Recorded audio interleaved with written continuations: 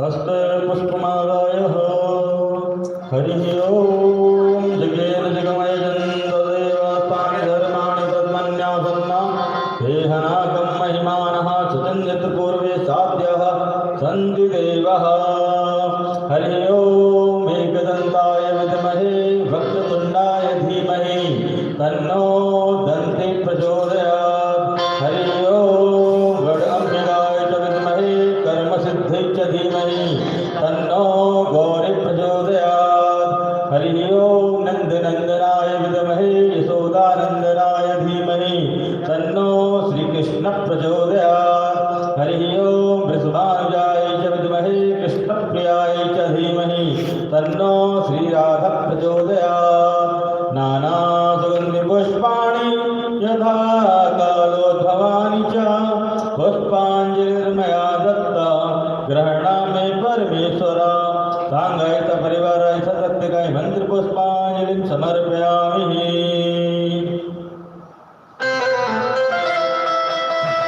बोले भागवत भगवान की राज महाराज की जय जय श्री राधे श्याम।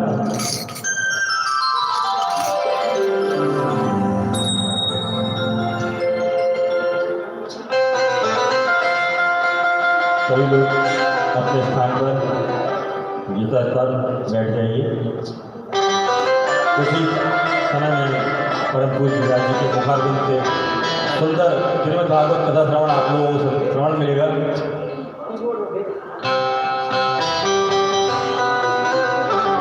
और जिन्हें YouTube में श्री चरण भक्ति चैनल हमारा उसमें जुड़ना चाहते हो तो वो मुझसे संपर्क कर सकते हैं। राधे राधे।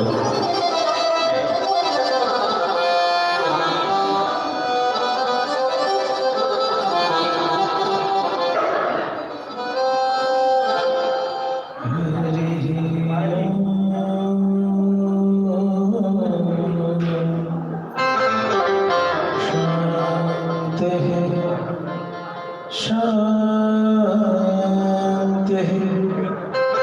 शांति।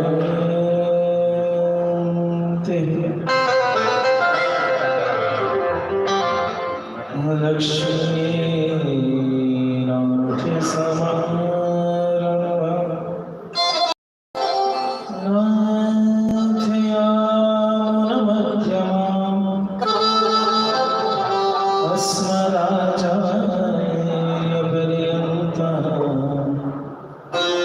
वन्दे गुरुपरम्पराम्।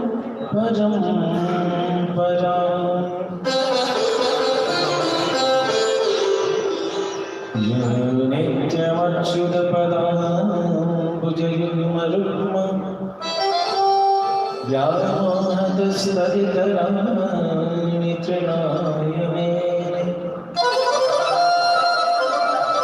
अस्मद्गुरोर्भगवतोऽस्य दयैकसिन्धोः रामानुजस्य चरणौ शरणं प्रपद्ये। श्रीवेङ्कटेश चरणाम्बुजराजहंसं श्रीवाणशीलमुनिपदाब्जभृङ्गम् श्रीशारदामगुरुवर्यं तनूजिरत्नम् श्रीवैष्णवार्यपदपङ्कजमाश्रयामि। नमोऽस्तुस्म्यनन्ताय दुरन्तशक्तये विचित्रवीर्याय पवित्रकर्मणि विश्वस्य सर्गस्थितिसंयमाङ्गुणे स्वलीलया सन्दर्ते गयात्मने। प्रत्यानीता परमभवता त्रायता स्वभागा दैत्याक्रान्तं हृदयकमलं त्वद्गृहं प्रत्यबोधे। कालग्रस्तं कियदिदमहो नाथ शुश्रूषतां ते मुक्तिस्तेषां नैव मता नारसिंहापरीयम्।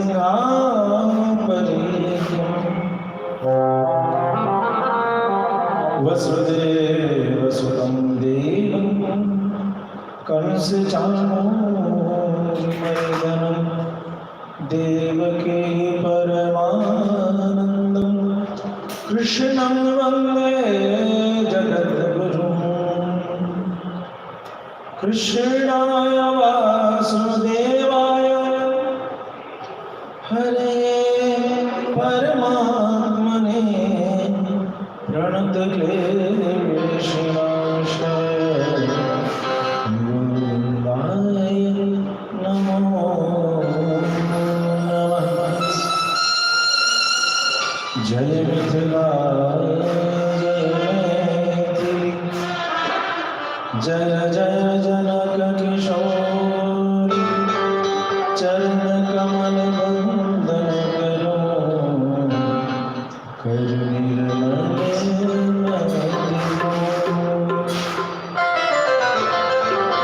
जय जय श्री राधारमण जय जय किशोर जय जित चोर प्रभु जय जय माखन चोर। प्रेम से कृष्ण बिहारी लाल की जय। भाष्यकार श्री स्वामी जी महाराज की, श्रीमान स्वामी जी महाराज की, श्री सद्गुरुदेव भगवान की, श्रीमद्भागवत भगवान कृष्ण भगवान की जय जय श्री राम।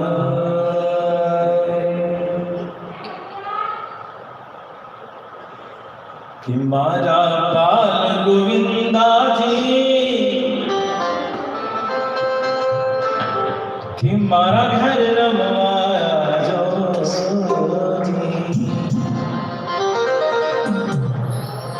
ठाकुर छैल छबीलो जी, कि मारा घर रमवाया जो जी। कि मारा बाल गोविंदा जी, कि मारा घर रमवाया जो ठाकुर छैल छबीला जी, मारा घर रमवाया जो जी। मारा बाल गोविंदा जी, मारा घर रमवाया जो जी। ठाकुर छैल छबीला जी, मारा घर रमवाया जो जी। जय हो।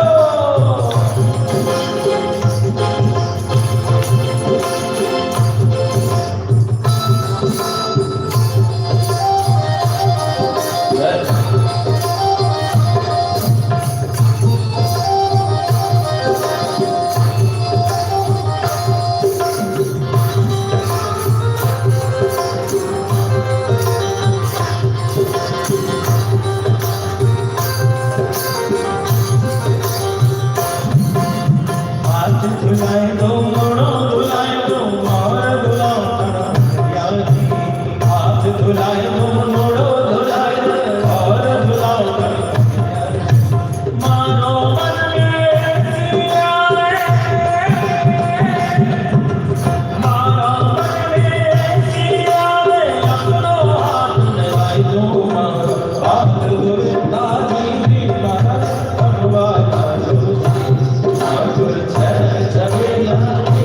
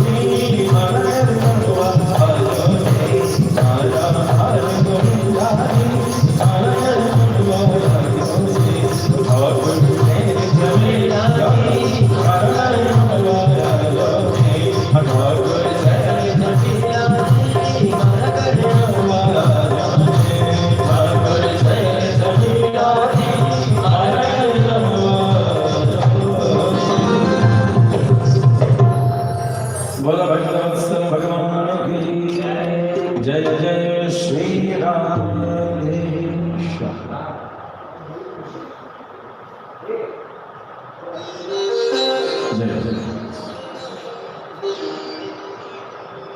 बीरज में हो रही जय जय नंद घर लाला जय। बीरज में सभी जगह जय जयकार सी मच पड़ी है और ऐसा लग रहा है, दृश्य दर्शन ऐसा है कि जैसे कि लाला सबके घर में भयो ऐसो उत्साह सगरे ब्रज में मची पड़ी। सभी लोग यही कल्पना किए बैठे हैं कि जैसे कि उन सब के घर में ही जन्म बधिया का उत्सव बन रहा है, घर घर में बधाई चल रही। और अद्भुत दर्शन यह है कि सभी लोग बड़े उत्साह से नंद भवन की ओर जा रहे हैं। इधर जो कंस ने अपने दरबार में उपस्थित सभी लोगों से एक विचार मंत्रणा प्रारंभ कर दी है कि हमारे मित्रों, हमें ये बताओ कि अब इस दशा में क्या किया जाए। अब इस दशा में क्या किया जाए, किस प्रकार से हम कृष्ण को पकड़ सकते हैं, उसे कमजोर कर सकते हैं, क्योंकि हमारी चेष्टा ही व्यर्थ हो चुकी है। और यह उस देवी ने, उस अष्टभुजी देवी ने प्रमाणित कर दिया। दूसरी आकाशवाणी मेरे जीवन में आई है कि तुझे वध करने वाला कृष्ण अवतरित हो चुका है। थोड़ा सा संबंधों को जोड़े तो ये जो विंध्यवासिनी आती है वो कौन हुई? यशोदा मैया की बेटी हुई। तो कृष्ण जी की क्या लगी? बहन। यहाँ तक कि दुर्गा सप्तशती में भी यह भाव नंद गोप सुता देवी करके वहाँ भी प्रमाणित किया गया है कि यही दुर्गा यशोदा मैया की लाली बन करके जन्म ली।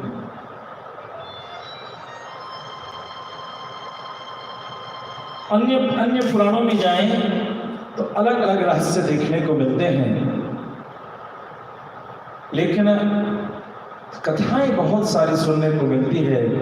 हमें तो उन कथाओं को अपने जीवन में स्वीकार करते चले जाना चाहिए जिन कथाओं से भक्ति में अनन्यता की प्राप्ति हो।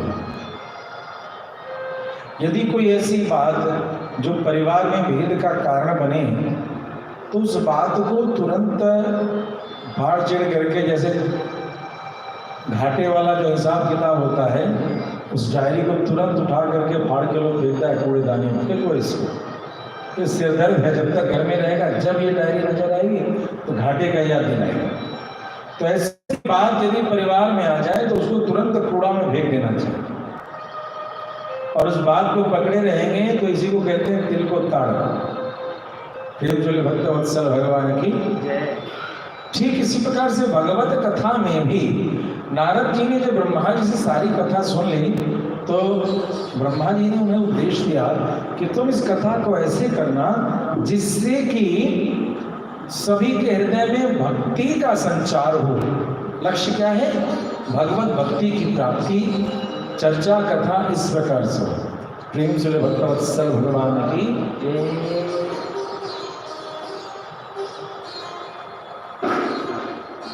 कई बार तो शंका करने वाले इस शंका में भी उलझ जाते हैं कि कृष्ण 2 भुजाधारी थे कि 4 भुजाधारी थे। ऐसे करके भी हमें उलझाया गया है। ध्यान दीजिएगा, कृष्ण की कितनी भुजाएं थी? 2 की 4? तो कोई कहे 2, लेकिन तमद्भुतम बालकमं भुजैकं चतुर्भुजम् क्या है? चतुर्भुजम शंख गदायुधायुधम श्रीवत्स लक्ष्मण। वसुदेव देवकी को जिस लल्ला का दर्शन हुआ गोदी में सबसे पहली बार, उस लल्ला के कितने हाथ थे? 4 हाथ। अब जब देखा मैया ने, भगवान ने स्वयं सोचा कि मैया ने जैसे कहा लाला छोटे बन पड़ो, तो लाला छोटे है गए। अब छोटे है गए में भूल गए कह रहे हैं आदमी को बच्चा को लाने 2 हाथ बनो है, 4 ना है। तो भगवान ने तुरंत अपने 4 हाथों को हटाया और 2 हाथें लेकर के गोदी में रोने लगा। अच्छा यही नहीं, श्रीमद् भागवत के कुछ प्रसंगों में कहीं कहीं भगवान के 4 भुजा फिर देखा है। जैसे भीष्म स्तुति में लसत पीत पटे चतुर्भुजे,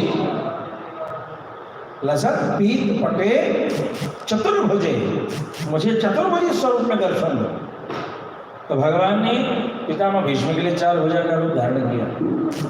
यही नहीं, एकांत में जब भगवती रुक्मिणी से उनके हास्य विलास की एक प्रसंग आती, बड़ी सुंदर प्रसंग है।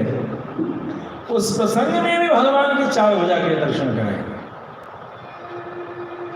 अब अटपटा है, यह प्रश्न बड़ा अटपटा है कि कृष्ण के 2 हाथ की 4 हम इसी में उलझे पड़े।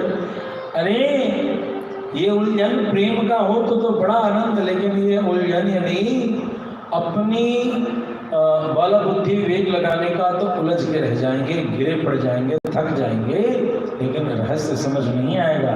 तो उलझन देखिए कैसे हुआ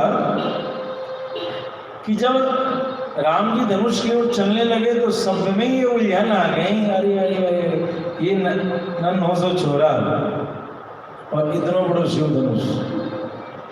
जनक की दिमाग खराब हो गया, जनक का दिमाग खराब हो गया, उसको समझ नहीं है? लेकिन शिव धनुष टूट गया। इतना ही नहीं, उधर जनक के दरबार में भी लोगों ने ऐसी शंका की। वो जब शत्रुओं ने शंका की तो उन्होंने क्या किया, जैसे ही लेकर के चले तो उनको चारों ओर से सारे राजाओं ने घेर लिया। और जब परशुराम आए तो और खुश हो गया, अब आया है असली क्षत्रियों का नाश करने वाला। 21 बार जिसने क्षत्रियों का नाश किया है, अब इस छोकरे को देखता हूं ये छोरा क्या खेल खिलाता है। लेकिन वहां भी हम तो जिनके रही भावना जैसी उस तरीके से इस घटना को देख रहे हैं। राम छोटे हैं तो शत्रुवत सोचते हैं कैसे उठा लेगा, और जो ममत्व के कारण ऐसा सोचते हैं वो क्या करते हैं, हे दीनानाथ, हे रुद्र, हे गणेश, हे अंबिका, हमने जितना जब तक पूजा किया है जानकी के लिए तो यही दूल्हा है, उस सारे तपस्या के फल से यह शिव धनुष हल्का हो जाए। यही कौशल्या मैया के पास भी जब बढ़िया गलीचा बिछावन लगा हुआ है, राम जी घर पर लेटे हुए हैं और क्या हुआ, कुछ दासियां आई हैं। अब वो तो विदेह राज की दासी थी ना, कहाँ की दासी थी, विदेह राज की, तो उतना ज़्यादा भोग संपत्ति में उनका वो रास नहीं था, स्नेह नहीं था। तो गलीचा बिछतों के लेकिन कहीं पर सिलवट रह गई, वो थोड़ी मोड़ रह गई। उस मोड़ पर राम जी सोए। अब राम जी जो सोए उस अत्यंत ही सुंदर कोमल बिछावन जिसकी कल्पना चेष्टा इंद्र किया करता था, उसकी भी निशान राम जी के शरीर पर ऐसे लगे जैसे किसी ने लाल कर दिया थी। उसको देख करके माता कौशल्या कलेजा दबा के, वो कहते ना जीव दांतों तले जीव दबा लेना, अरे भगवान देखो तो मेरे राम को, हाँ बिछावन में सिलवट क्या नहीं, अब इससे कोमल बिछावन में लाऊं कहां से। और सब कहते हैं इसने शिव धनुष तोड़ दिया, सब झूठ, सब बकवास। ये तो विश्वामित्र जी लगता है बहुत बड़े तांत्रिक थे, उन्होंने शत्रु चुना किया और राम का ब्याह करा दिया। वही राम जब चित्रकूट में शिला पर जाते हैं, थक गए, माता जानकी थक गई, तो उनकी कोमल शीलता को देख करके जानकी जी की ओर देखते हुए श्री राम ने कहा, मैं भी थका हूँ, तुम भी थके, थोड़ी देर आराम कर लेते हैं। तो जी जी आराम कर लेते हैं। क्या किया उस समय कि एक बड़ा सा पत्थर देखा, सोचे इसी पर टेक लेते हैं। अब जैसे टेकने गए तो उस पत्थर ने सोचा, इतनी कोमल राम, इतनी कोमल जानकी, यदि मेरे ऊपर टेकेंगे तो उन्हें कितनी पीड़ा होगी। उसमें वो तपने लगा और उस शिला ने प्रार्थना किया ब्रह्मा से कि अरे मुझ में कोई पुण्य हो तो मैं गलीचा बन जाऊं। और वो शिला पिघल गया। आपके घर में लाखों का आप मैट्रेस ले लो, वैसा मैट्रेस नहीं बनेगा जैसा वो बन गया। अभी भी चित्रकूट में जाइए तो सीता सैया का दर्शन कीजिए, एक नर और एक पुरुष की दबी हुई आकृति उस शिला के दर्शन पत्थर है, तो धस गया जैसे जैसे श्री राम का शरीर गया। तो एक ही कोमलता है, एक भक्तों के हृदय में प्रेम की उत्पत्ति करती है और एक अभक्तों के हृदय में उनके न्यूनता का, उनकी हृदय में शंका का निर्माण करती। प्रेम से भक्तवत्सल भगवान की। तो जब सभा लगी, अब सभा में तो जी सर करने वाले बहुत लोग मिलते हैं। स्वार्थ परक सभा सदैव अनिष्ट का निर्माण करती है। अब सभी असुरों ने मिलकर के कहा, कंस ये जो कृष्ण है वो नारायण का अवतार है, इसको नाश करने का कुछ कूटनीति होनी चाहिए, क्योंकि जिसके सामने जो शत्रु नहीं दिख रहा, जिससे हम लड़ नहीं सकते, विजय प्राप्त नहीं कर सकते, उसको कूटनीति से मारते हैं। बात तो सही कहा, कैसे मारेंगे? तो मूलम है विष्णुर्देवानां यत्र धर्मः सनातनः तस्य च ब्रह्मगो विप्रास्ततो यज्ञा सदक्षिणा। मूलम विष्णुर्देवानां, विष्णु के मूल क्या है? मूल है यत्र धर्मः सनातन। जहां भी सनातन धर्म की चर्चा, या यूं कहें कंस के दरबार में जिस सनातन धर्म की परिभाषा हो रही है, यानी असुर भी दैत्य भी जिस सनातन धर्म को सनातन धर्म स्वीकार करते हैं, ध्यान देंगे सनातन शब्द का मतलब होता है नित्य निरंतर, जो चलता रहे, रुके नहीं, नॉन स्टॉप। उस सनातन धर्म की व्याख्या दैत्यों के दरबार में, असुरों के दरबार में क्या हो रही है, वो भी इस रहस्य को जानते हैं और उनको भी मालूम है कि यहां चोट करेंगे तो सनातन धर्म पर आघात पहुंचेगा। डायरेक्ट सनातन धर्म से लड़ना बड़ा मुश्किल है। अर्थात कि जो आगे जो रहस्य बताए जा रहे हैं उन पर वर्तमान में भी चोट किया जा रहा है, और यदि उस लॉजिक में उलझ करके हम उन सब चीजों से दूर हो रहे हैं और खुद को सोच रहे हैं कि हम सनातन धर्मी हैं, तो ये शंका की बात है। आप कहीं ना कहीं यह नहीं समझ पा रहे कि धीरे धीरे आपके पैरों तले जमीन खिसक रही है, आप सावधान नहीं हो रहे। क्या चर्चा आती है? तस्य च ब्रह्म गो विप्रास, तस्य च ब्रह्म, ब्रह्म मतलब वेद,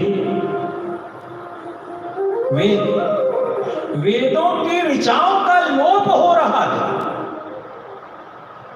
क्यों? अच्छा, जितने ये फिल्मी गाने बजते हैं, इन सब का मतलब समझ में आता है क्या? एक बार कोई फिल्मी गाना आ जाए और उसका किसी से पूछा जाए, बताओ बच्चों इसका अर्थ समझाओ, बहुत सारे माथे से पार है, लेकिन सुनते हैं क्यों? तो ट्रेंडिंग म्यूजिक है, that is called trending video. सभी सुन रहे हैं तो हम भी बजाएंगे। अब बजा रही है, अब वो बीट चल रहा है, उस पर थोड़ी थिरकन हो रही है, डूबे हुए हैं, लेकिन पूछ दिया जाए, अच्छा भैया इसमें क्या मतलब समझ में है? तो नहीं। सुर का, संगीत का कुछ ज्ञान है, किस स्केल से, कौन से राग नहीं, तो नहीं। तो भैया जब समझदारी नहीं तो क्यों सुनते हो? तो नहीं, अच्छा लगता है, अच्छा ठीक। फिर वेद के मंत्रों से कैसा बैर? तो समझ नहीं आता है। भैया समझ में तो वो भी नहीं आया था, तुमने उसको छोड़ा नहीं, और समझ में ये भी नहीं आता है, इसको छोड़ रहे हो। एक जो सिर्फ मन को अच्छा लगता है और समझ नहीं आता, उसको थाम लेते हो। एक जो तुम्हारे जीवन, कुल, मर्यादा, परंपरा, संस्कार और यही संपूर्ण विश्व के लिए जो अच्छा है, वो थोड़ा समझ में नहीं आता, उसको छोड़ने को देगा। यहां तक कि बड़े बड़े मंदिर बन रहे हैं, लेकिन उनसे वेद की ऋचाओं का लोप, या यूं कहें आजकल तो कई ऐसे मठ मंदिर हैं जहां बड़े बड़े आश्रम कह करके लगता है कि हिंदू है, लेकिन वहां पर वेद का विरोध है। ये कंस के दरबार के असुरों की वास्तविक सोच काम कर रही है।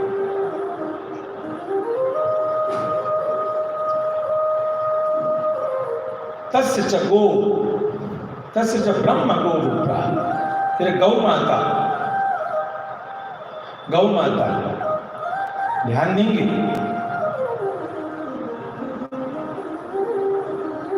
गौ माता को के टॉपिक को डिस्टर्ब करने के लिए सुअर के जो हाइब्रिड गौ हैं उनको बाजार में लाया। सुअर से हाइब्रिड करके गौ बाजार में घूम रहे। साहब नाम नहीं बताऊंगा, पता कर लीजिएगा। खूब दूध देता है, खूब हम सभी लोग उसके दूध पी रहे हैं, लेकिन डेयरी वाले का फोटो में देसी नस्ल की गौ, देसी नस्ल की गौ में ही 33 कोटि देवता की व्यवस्था है। और भगवत बंधुओं, आप भले अपना आसन आप सोने का बना लो, चांदी हीरे जवाहरात का बना लो, लेकिन जब कभी हम बड़े बड़े यज्ञों में प्रवेश करते हैं तो गौ के गोबर के प्राशन के पश्चात ही शुद्धि होती है। इतना ही नहीं भगवत बंधु, रहस्य की बात यह है कि जब हड़बड़ी नहीं हो और आचार्य को हम कहें कि बढ़िया से कर्मकांड हो, उसका दर्शन करें, तब उसमें प्रक्रिया आती है। संकल्प आदि से पूर्व, अभी संकल्प नहीं लिया, उससे पूर्व एक प्रक्रिया आती है जिसमें कहते हैं गौ माता आप हमारे आगे रहें, हे गौ माता आप हमारे पीछे रहें, हे गौ माता हमारे दसों दिशाओं में आप हमारी रक्षा करें, क्योंकि अब मैं धर्म के पथ पर आगे बढ़ रहा हूं। इतना महत्व है, यानी कि हम सभी को वैदिक मार्ग यह कहता है कि धर्म के कार्य पर तुम्हें सुरक्षित रूप से चलना है तो तुम्हें गौ माता के स्मरण से चारों ओर से गौ माता की स्मृति चारों ओर करो, तब धर्म पथ पर चलो तो तुम्हें विजय की प्राप्ति होगी, तुम्हारा यज्ञ पूर्ण। उस गौ को कहां ले गए हम? वो जो कुत्ता है लबरा झबरा, पता नहीं क्या क्या नाम है, वो आ गया हमारे बेडरूम में। जीव के प्रेम का वो प्रमाण हो गया। और गौ माता जो हो गई, बड़े बड़े शहरों में नियम हो गए, यहाँ कुत्ते पाले जा सकते हैं, यहाँ बिल्ली पाली जा सकती है, हो सकता है कहीं पर हो कि नाग भी पाल लो, सांप भी पाल लो, सब पाल लो, लेकिन गौ को स्ट्रिक्टली बैन कर दिया जा रहा है। शहर में गंदगी किससे है? गौ से, इसको निकालो। और हम लोग बड़े खुश होते हैं, भाई नगर निगम बड़ा डेवलप्ड हुआ है, इधर क्षेत्र में कहीं भी कोई गौ नहीं है, सबको शहर से बाहर निकाल दिया। भैया धीरज धरो, ये जनरेशन को तो घर में रहने दिया जा रहा है। हम लोगों के जनरेशन में जहां 60 के बाद एक दांत छूटा, घर से बाहर निकाल दो। जिसको भी अनयूजफुल हो करके आपने निकालने की परंपरा की है, तो घर में सबसे अनुपयोगी है 65-70 वाला बुढ़ा, किसी काम का नहीं, बिना काम का ज्ञान देता रहता है। यदि बिना काम की गौ को निकालना जायज है तो बिना काम के इस बुढ़े को निकालना भी जायज है। साइमल्टेनियसली यह काम करता है। हमने बचपन में दूध पिया, उसी से धर्म है, उसी से कर्म है। इतने बड़े आधार को प्रॉफिट एंड लॉस में कैलकुलेट करके जब हमने एक्सेप्ट किया कि it could be बायकॉटेड from the society, तो हमने समझ लिया कि बस कहानी वहीं तक रहेगी। जीवन में सूत्र घुसने लगा युवा पीढ़ी में कि जो भी कोई अनुपयोगी है उसे छांटते चलो, छांटते चलो। और धीरे धीरे जो पूरा गांव एक परिवार हुआ करता था, उसके बाद वो जाति में सिमट गया। अब जो है माँ बाप और थोड़ा नीचे के बच्चे तो भाई नहीं रहे उस परिवार में। समय आने वाला है, धीरे से माँ बाप भी श्रीराधे हो रहे हैं। इसीलिए सावधान होकर के हमें इस पर सोचना पड़ेगा। यह सूत्र आसुरी सूत्र है। वह भी बता रहा है कि गौ को निकालो, वेद को निकालो, वेद निकाल लिए गए, गौ निकाल लिए गए। और क्या कहता है, तस्य च ब्रह्म गो विप्राः। और बड़े बड़े पंडितों में सबसे बड़ा मूर्ख कौन होगा, जो वेद का पारायण करने वाला होगा। खूब बढ़िया संगीत करता है, भजन करता है, लीला झांकी करता है, नौटंकी नौटंकी करता है, बहुत अच्छा, बड़ा आनंद आता। लेकिन वेद की दिशाओं में प्रवेश नहीं है, उपनिषद आदि पवित्र ग्रंथों का अध्ययन नहीं है, उसका स्वाध्याय नहीं कर रहे हैं। हम ऐसे कई लोगों को ही अपने धर्म का ध्वजा हमने धारण करा दिया। वेद पाठी ब्राह्मणों से हमने दूरी बना ली। तपो, जो तपस्या, हम अपने जीवन को पतन से बचाने के लिए तपन की प्रक्रिया दी। पता पतती, पतन गिरना, उसको पलटना है तपन।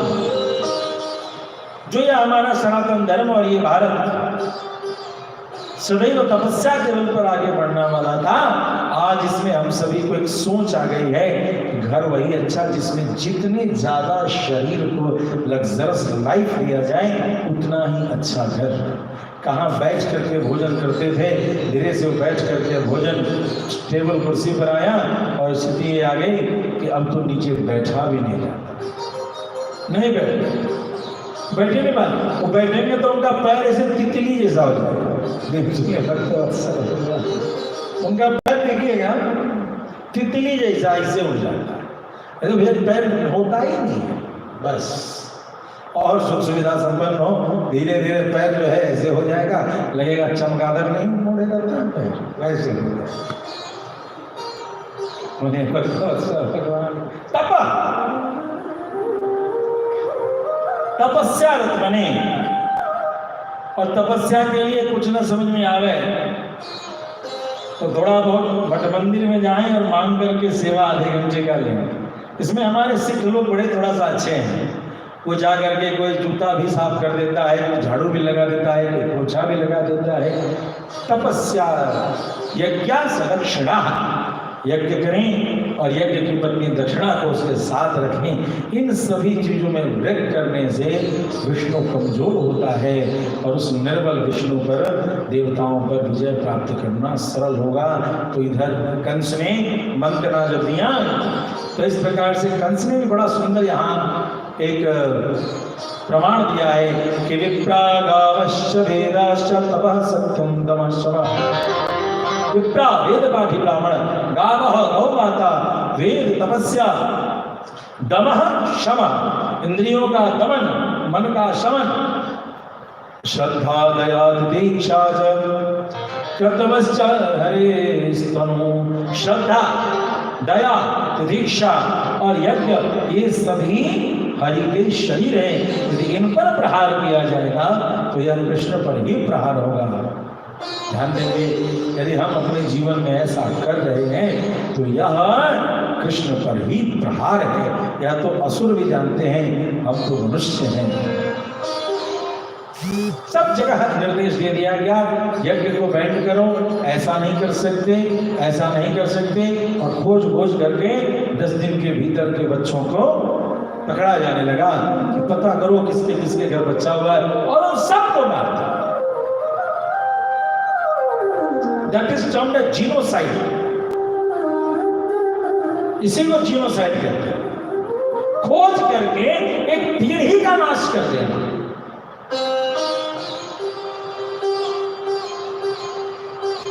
अब मेरे गोविंद, जहां गोविंद थे कहां थे? गौ ग्वाल इन सब के बीच में भगवान हैं और भगवान के जन्म की अद्भुत लीला चल रही है। सभी दौड़ दौड़ के आ रहे हैं।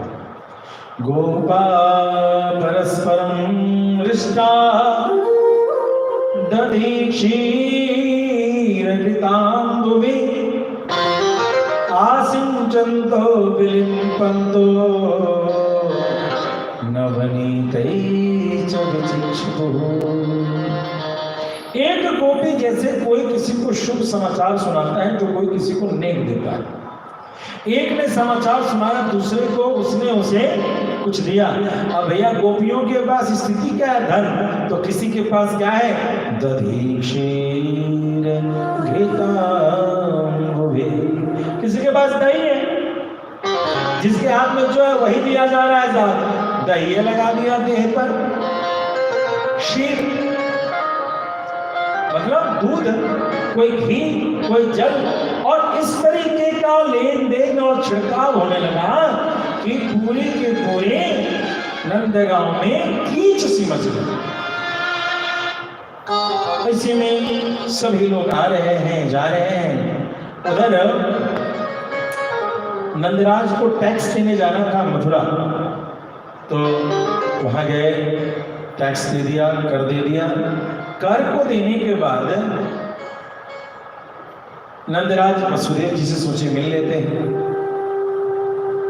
कंस ने अष्टभुजा का दर्शन करने के पश्चात एक कूटनीति की।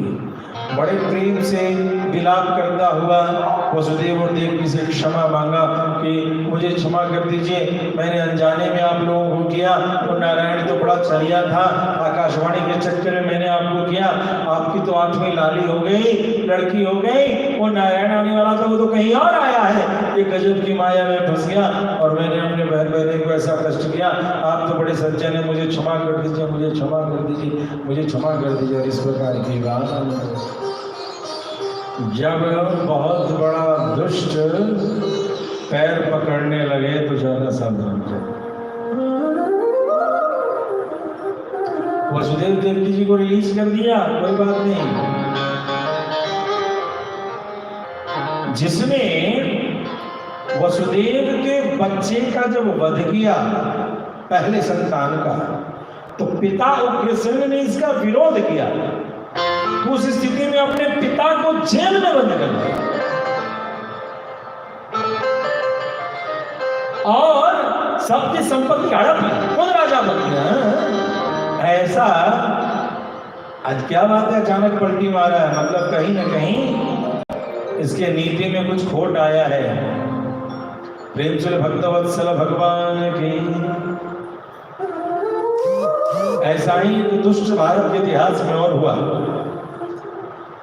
उसका नाम था औरंगजेब। औरंगजेब ने अपने बाप शाहजहां को एक जगह बंद कर दिया और बंद करके अपनी गद्दी ली।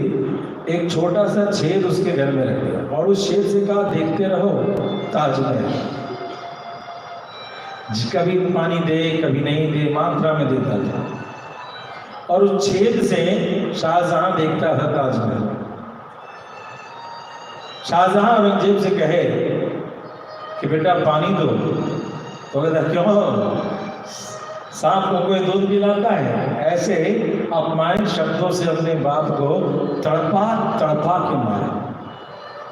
उस शाहजहां ने कहा, मैंने बेकार ही आज तक हिंदुओं का विरोध किया।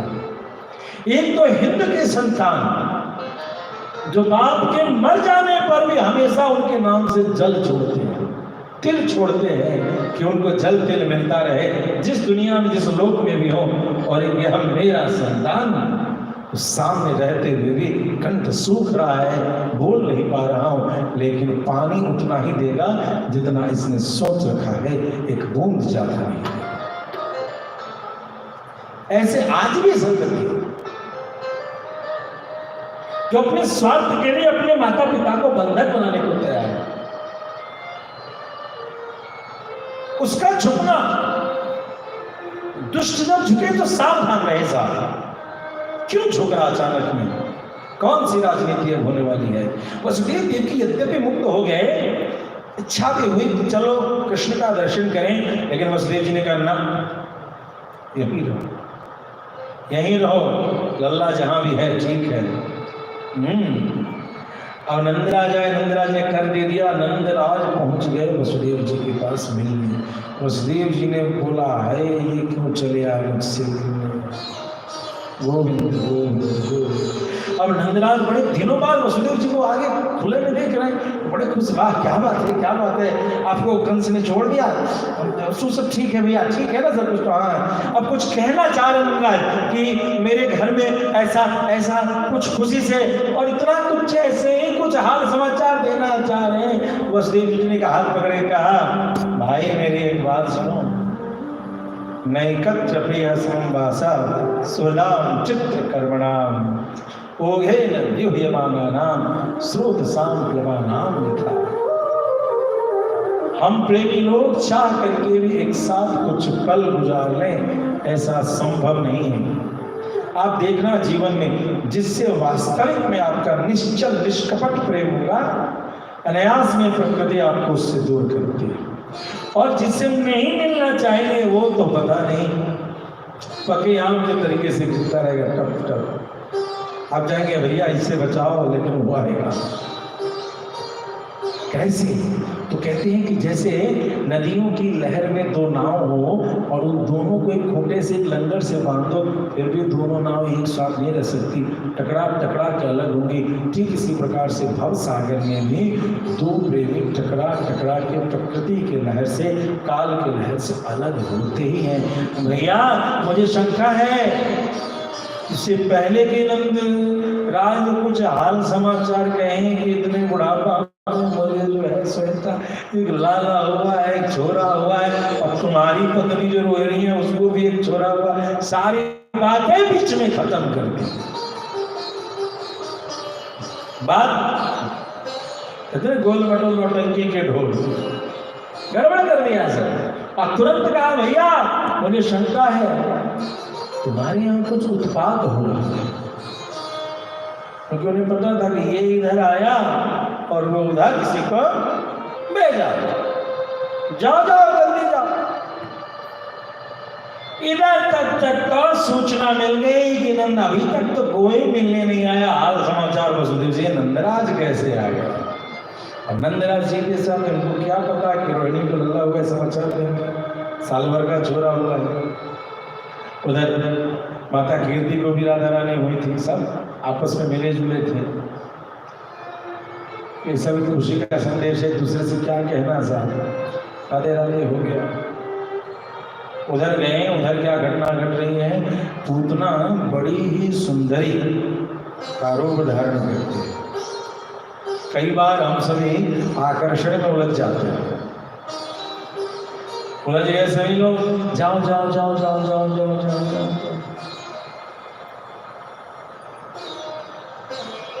पूतना गई, वो पालना को झुला रही है, झुलाते झुलाते लल्ला रोने लगा, लल्ला को गोदी में लिया, अरे करते करते तो अरे लल्ला को भूख लगी है, लल्ला को बहुत चुटी काटे, लल्ला को भूख लगी है, भूख लगी है।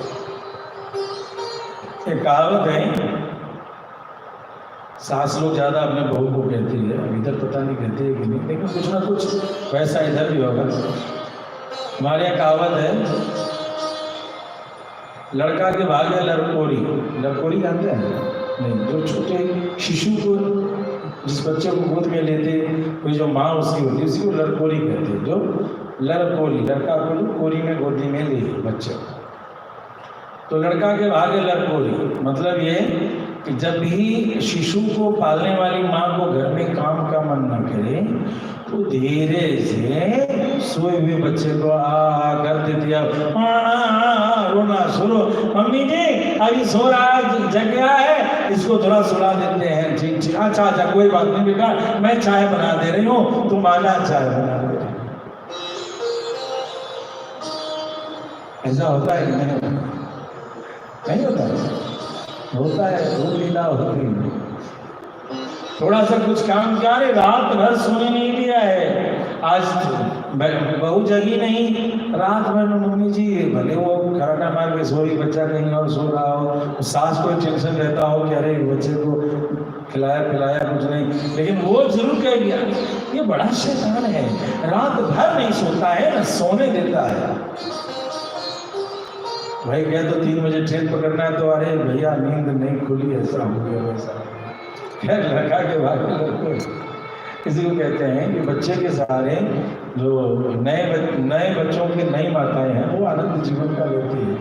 वही बहाना लिया थोड़ा सा लल्ला को जगा दिया, लल्ला तो झूले में झूल रहा था और लल्ला को झूला पसंद। श्रीमद् भागवत में जो वैकुंठ दर्शन है उसमें झूले का भी दर्शन है। ब्रह्मा जी को झूले का दर्शन हुआ है। वैकुंठ का दर्शन जिन्होंने किया है उसका दर्शन श्रीमद् भागवत में है। झूला झूला भगवान को बड़ा प्रिय है। सावन में झूला जरूर लगा देगा। जन्माष्टमी को ठाकुर जी को झूला जरूर लगा देगा। जो झूला का दर्शन करे, झूला का श्रृंगार कहते हैं, फिर गोविंद कहते हैं उसको झूलने की जरूरत नहीं पड़ती है, मैं ही उसके बदले झूलता रहता हूँ। उसको झूलने की जरूरत नहीं पड़ती है, उसके जीवन का झोल खत्म कर देता हूँ। ऐसा सुंदर दर्शन, बड़ा महत्व है। और खूब क्या बात है, हमारे वृंदावन में तो बिहारी जी का झूला, रंगनाथ जी का झूला बड़ा प्रसिद्ध है, खूब लोग दर्शन करने आते हैं। छाई रही अजब बहार रे, झूले बांके बिहारी। हाँ, छाई रही अजब बहार रे, झूले बांके बिहारी। छाई रही अजब बहार रे, झूले बांके बिहारी। बांके बिहारी गो मेरो गिरधारी, हम बांके बिहारी गो मेरो गिरधारी।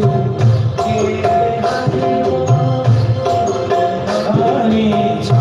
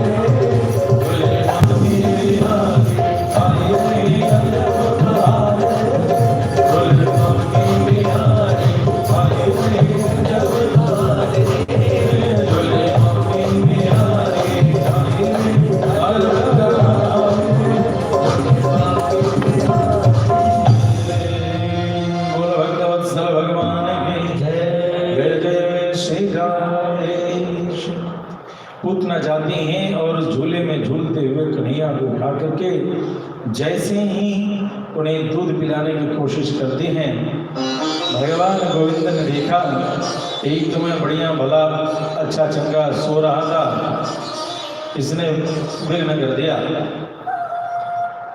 और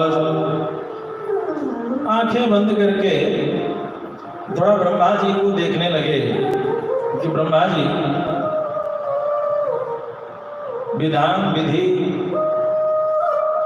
विधान लिखने वाले विधि आप ही हैं, मेरे माथे में आपने क्या लिख दिया?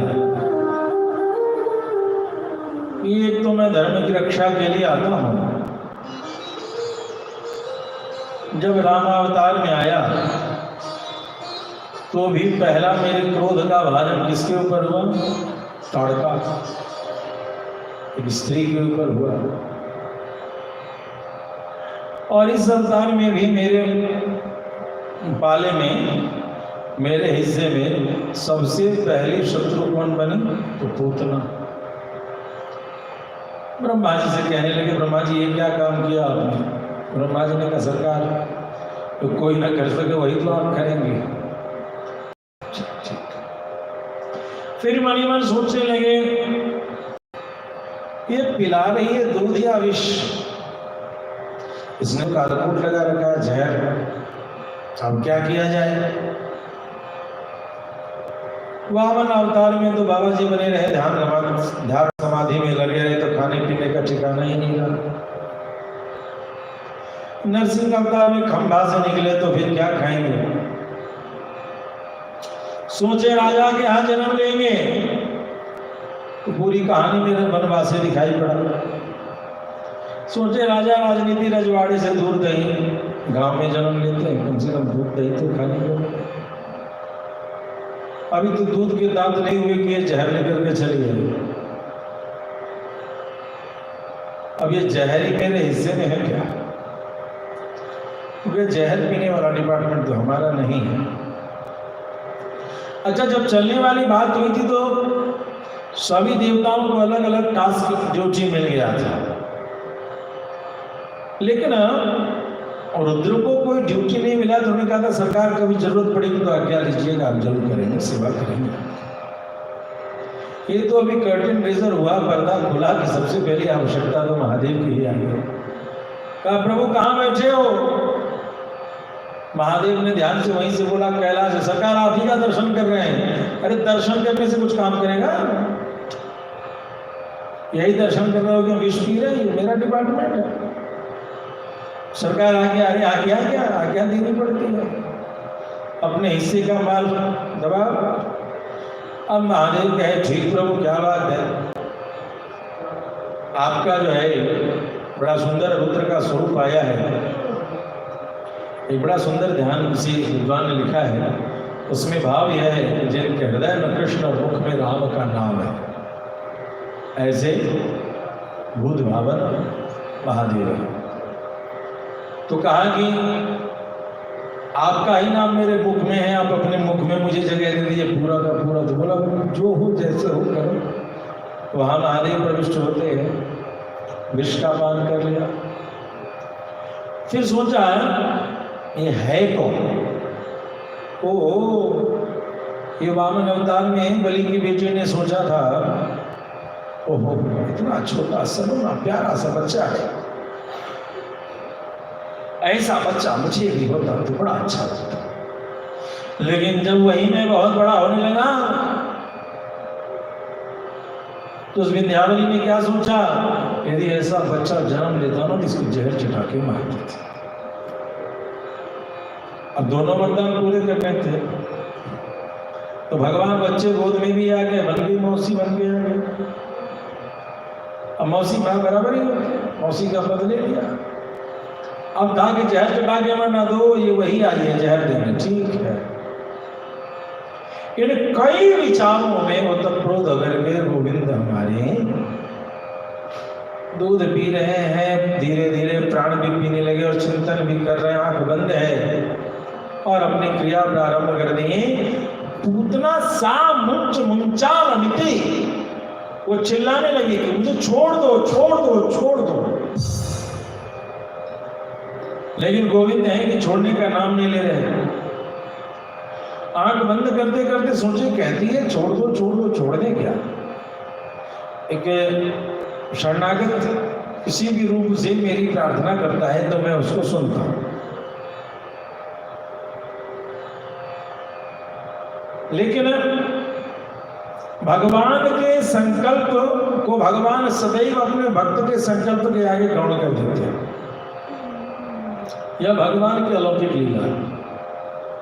भगवान ने सोचा कि छोड़ने को कह रही, छोड़ दे क्या? मंचा ले, मुझे छोड़ो छोड़ो। ध्यान क्या? ना ना ना। एक और घटना घटी है राम अवतार में। मैं कुछ छोड़ रहा था, मुझे छोड़ने से किसी ने मना किया। वो कौन सी घटना है कि राम सेतु बन रहा था, सब उठा उठा के बड़े बड़े पर्वत उसमें छोड़ रहे थे। राम जी को लगा मैं बैठा कैसे रह जाऊंगा, मैं भी कुछ कर लेता हूँ। नहीं तो सब कहेंगे ऐसा आलसी महाराज है मेरा, अपने बैठा रहता, हम लोगों से काम कराता है। तो थोड़ा सा उन्होंने भी सोचा कुछ काम कर लेते हैं साहब। अब बड़ा पत्थर डाला, वो डूबा, उसे छोटा, उसे छोटा, उसे छोटा, बालू भी डालने लगे। गिलहरी जो बालू डाले थे वो भी तैर रहा था। उन्होंने कहा हम भी डालते, बालू भी डालते, बालू भी डूब। बड़ा पत्थर से छोटे पत्थर सब डूब। बड़ा मन उदास हुआ, ये नली मेरा ही नाम लेकर के पत्थर तरा रहा, मैं फेंकता हूँ तो टूट जाता है। अब श्री हनुमंत लाल जी महाराज सदैव जो है बार बार रघुवीर समान तरक्यो पवन तनय मल भार, यानी बड़े बड़े पराक्रम के कृत्य को करते समय भी रघुनाथ को विसारना नहीं चाहते। बड़ी विपदा के समय भी आप अपने संपूर्ण पुरुषार्थ के लिए लगा रहे हैं तो रघुनाथ को न विसारिए, भगवान को न विसारिए, स्मरण करते हुए काम।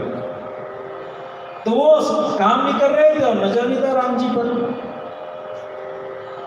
आपको पता है एक रहस्य की बात, जब से हनुमंत लाल जी मिले राम जी से, तब से राम जी को पैदल चलने नहीं दिया।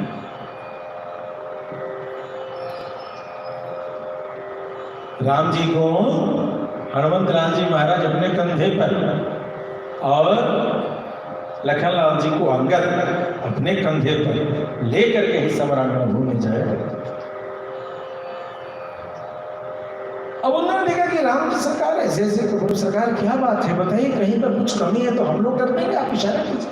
तो नहीं हनुमान, पीड़ा तो ये है कि बड़े पत्थर छोटे पत्थर सभी पत्थरों को मैं डाल रहा हूँ, डूब जाता है, मेरे नाम के सारे पत्थर करते हैं, इन दोनों में भेद है क्या है?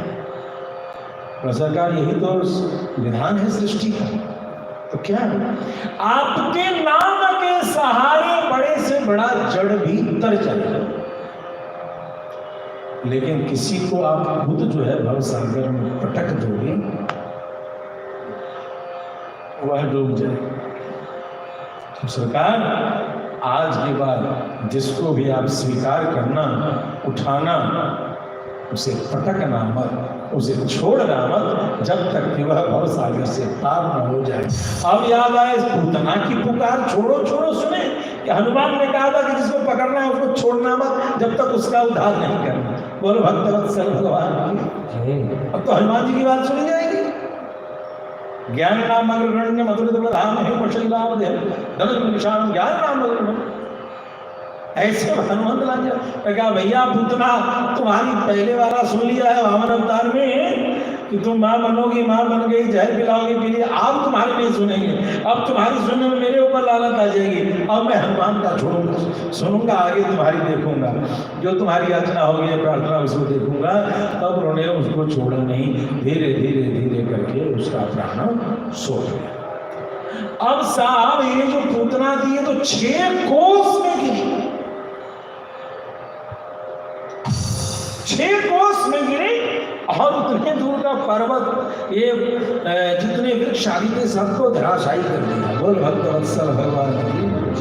अब भगवान हुए छाती पर बैठ करके रो रहे हैं। सबने दौड़ करके उधर देखा, गए सीढ़ी आदि लगा करके जैसे तैसे कन्हैया को ऊपर से निकाला, और जब तक नंदराजा सुना ऐसी आपदा आई तो बोले वाह वसुदेव जी तो बड़े सत्यनिष्ठ हैं। ऐसे सत्यनिष्ठों के हृदय में जो बात आती है वो एकदम प्रमाणित हो जाती है। यह बड़ी बात उन्होंने कहा था कि तुम्हारे गोकुल में कुछ होने वाला है, और ऐसे भाव से मैंने ठीक किया कि सही समय पर आ गया। अब तो मैया ने क्या किया, ओम केशवाय नमः नारायण नमः माधवाय नमः गोविंदाय नमः विष्णवे नमः मधुसूदनाय नमः त्रिविक्रमाय नमः वामनाय नमः श्रीधराय नमः श्रीधराय नमः राम केशवादि द्वादश नाम से आपको कई जगह विधान में आएगा केशव आदि द्वादश नाम से। ये वही है जो रोज हम सभी तुलसी अर्चना करते। और किसी से गौ माता का रज लिया और उससे पूरा कवच बना लिया। नजर उतारी जा रही है कन्हैया की, किसके ऊपर कौन सी आपदा आ गई, क्या आ गई, भगवान जाने। और इस तरीके से कर रही है। इधर जो है पूतना कोई छोटी तो थी नहीं, बहुत विशाल थी। उसके शरीर के टुकड़े टुकड़े करके और जो वृक्ष गिरे थे उनके ऊपर रख करके उसके शरीर को जलाया गया। जब उसके शरीर को जलाया जा रहा है तो अगर तगर की सुगंधी प्राप्त हो रही। इस बात को सुनकर के महामानव परीक्षित जी को थोड़ी शंका, यह आपने क्यों ध्यान दिलाया कि सुगंध आ रही? भाई ठीक है, उसको जलाया गया, लेकिन आपने कहा जलने के बाद सुगंध आई, उधर ध्यान क्यों दिलाया गुरुदेव?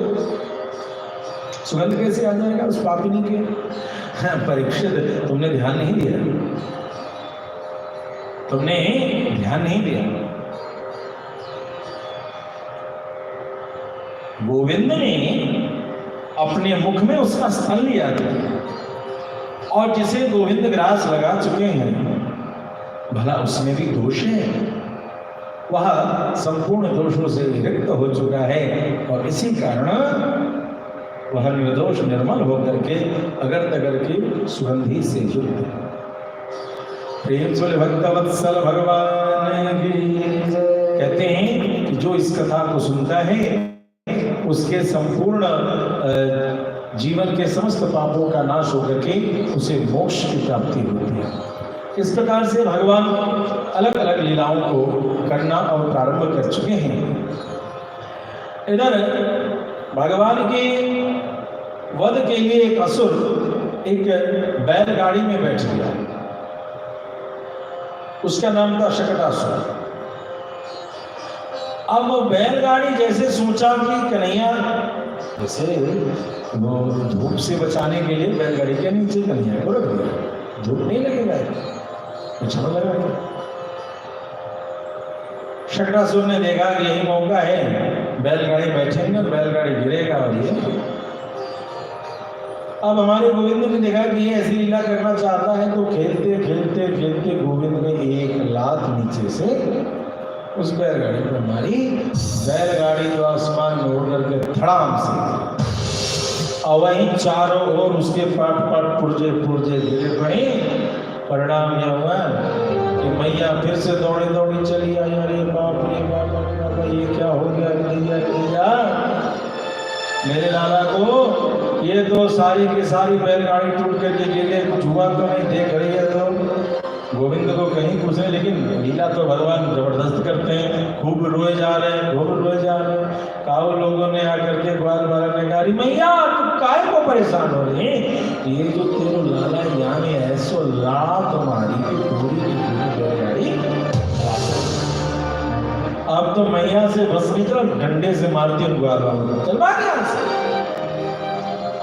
ये दो बित्ता का छोरा, इसने लात मारी और बैलगाड़ी टूट गई। कोई और कहानी बन रही तुझे नहीं कर, हंसी की बात है। अभी बच्चा बच गया है, अभी लाला भाग भरोसे बच गया, और तू इसमें हंसी कर रहा है, भाग चले यहाँ से। अरे मैया तू तो ऐसे डांट रही जिसे झूठ बोला, झूठ भाग लिया ऐसे। बेचारे सब बालन बालन को लग गई डांट, और सबरे भाग लिए उधर से। अब तो साहब एक तृणावर्त कर का एक असुर था। वो असुर आया, वो हवा जो गोल गोल घूमती है उस रूप में, और उसने गोविंद को लिया और उड़ाना शुरू किया। अब जब भगवान को उड़ाते ऊपर ले गए, नीचे सारी गोपियां परेशान कि गोविंद के ऊपर यह कैसी आपदा आ गई, और इधर भगवान अद्भुत लीला करने को तैयार। भगवान तो